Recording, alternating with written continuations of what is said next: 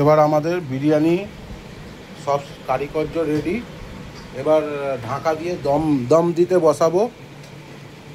ওখানে আটা মাখা হচ্ছে, তারপরে দম দিতে বসাবো বিরিয়ানি।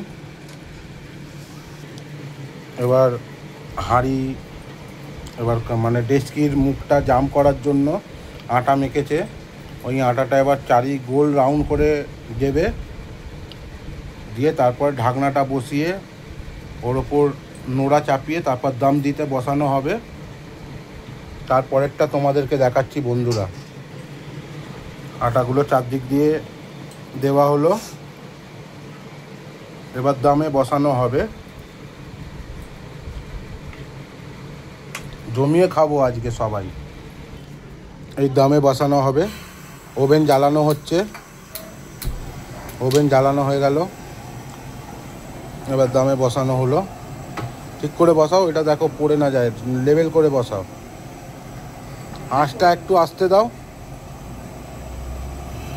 আস্তে আস্তে।